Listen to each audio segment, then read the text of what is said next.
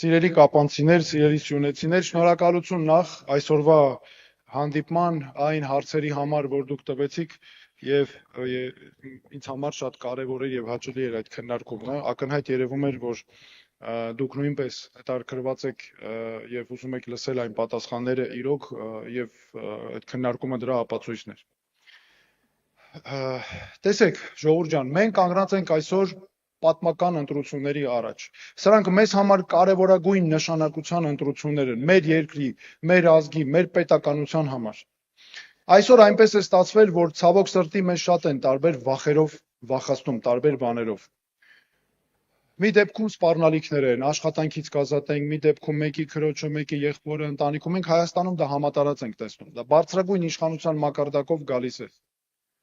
Մյուս դեպքում վախեցնում են պատերազմով։ Օրինակ, ես չլինեմ պատերազմ կլինի եւ այլն, եւ սա էլ հենց վկայում է նրա մասին, որ անվտանգության ձախողված համակարգ է, որովհետեւ եթե ես չեմ պատկերացնում, ես լինեմ երկրի ղեկավար ու հանկարծ նման բան ինձ թույլ տամ, այդ նշանակում է դու այնքան ես ձախողել երկրի անվտանգության համակարգը, որ ասում ես, եթե ես չլինեմ պատերազմ կլինի, ինչ կապ ունի դու չլինես, Պողոսը լինի մյուս, եթե համակարգը տակը դրված է, երբեք չի կարող պատերազմ լինել։ Կամ ուրիշ վախեր կան, մեկը վախեցնում է Ռուսաստանի սանկցիաներով։ Մի մասը, որ եթե այսինչ ուժերը չընտրվեն, Ռուսաստանի ուզած օրինակ կլինի պատերազմ։ Մեկ ուրիշ մասը պրոեվրոպական ասում է, գիտես ինչ կա, եթե ռուսականը ընտրվի ռուսականը, կլինեն ռուսական ավելի սանկցիաներ կլինեն։ Այն մյուսները ասում են, եթե հանկարծ գնացիք պրոռուսական, ասենք ովքեր տրամադրված են, ասում են, եթե գնացիք Եվրոպայի կողմ, Ուկրաինայի նման կլինի։ Այն մյուսները վախացնում են, ասում են 300,000 ադրբեջանցիներ կգան։ Մենք միակ ուժն ենք քաղաքական, որ լուծումներ ենք տալիս։ Մենք ոչ մեկի չենք վախացնում, մենք կոնկրետ լուծումներ ենք տալիս։ Մենք ասում ենք ունենք բոլոր հարցերի լուծումները։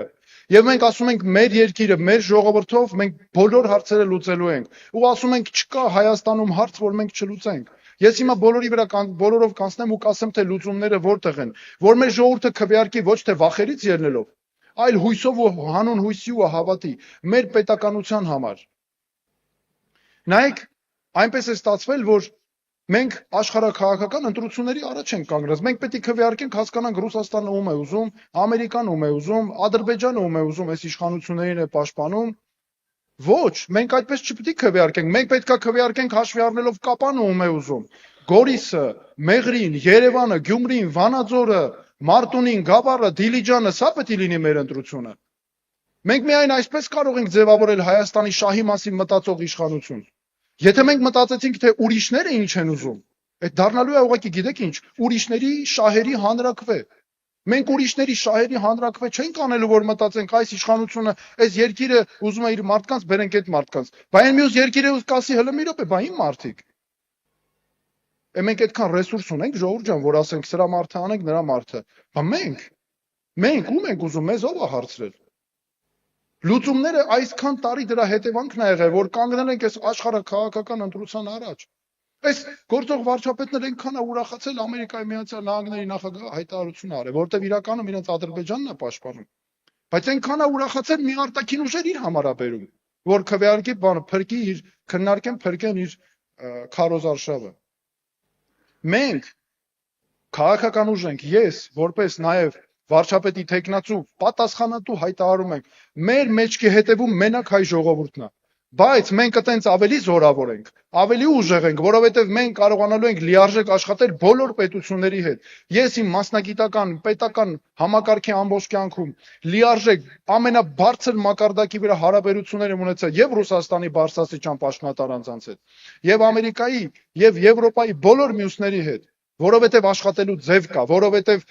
այդ պետությունը կառավարելու կոնկրետ ձև կա, ոչ թե նրա համար են ընտրվում, որ գիտես ինչ կա, կյանքը անձնական բարելավեն, այլ մարդկանց կյանքը բարելավելու համար։ Այս ժողովուրդը Ռուսաստանի սանկցիաների մասին խոսեցինք, չէ՞, ի՞նչ է տեղի ունենում։ Այդ տակը աշխարհաքաղաքական կռիվներն են, բայց տակը մեր ժողովուրդն է տուժում։ Բայց 8 տարի իշխանության լինես, դու իմանաս, որ տես կախվածություն կա, մի օր այդ հարցը առաջ է գալու, անընդհատ վախացնում են դրանով, դու այդ հարցերը չկարողանաս լուծել, կամ չանես, կարող եմ ես ենթադրել, որ հատուկ է արված, կամ պատերազմի 6 տարի 20 թվից հետո իշխանության շարունակել մնալ ու ասել ես չլինեմ պատերազմ կլինի, այդ ուղղակի ես բնութագրում եմ շանտաժ։ Այսինքն հատուկ ջուր չես զարգացրել այդ համակարգը, որ հիմա գա պահա, ասես, եթե ես չլինեմ, ուրեմն ընտրություն պատերազմ կլինի, այսինքն մեր ժողովրդի վրա մարդ են բերում, տղա են բերում մեր վրա։ Մենք կարողանալու ենք բոլոր հարցերը լուծել, հələ ես Շունիկում եմ գտնվում, ինձ ավելի ուժ է տալիս իհարկե, բայց ես նաև ասում եմ, որ սա մեր լուծումները պետք է լինեն, ժողովուրդ ջան, մենք պետք է տրամաբանությունը փոխենք։ Մեզ անընդհատ ասում են հնարավոր չի, նայենք տեսնենք այն իշխանությունը, երկիրը ինչ ա ուզում է, մյուսը ինչ ա ուզում։ Ոնց հնարավոր չի։ Մեր մեջ հատուկ ինտրիգներ են մտցնում, հերրու պահեն մեր քաղաքացիներին ընտրություններից։ Վախեցնելով ինչի, որովհետև սարսափած են պաշտոնները պահելու մոլուցքով տարված են։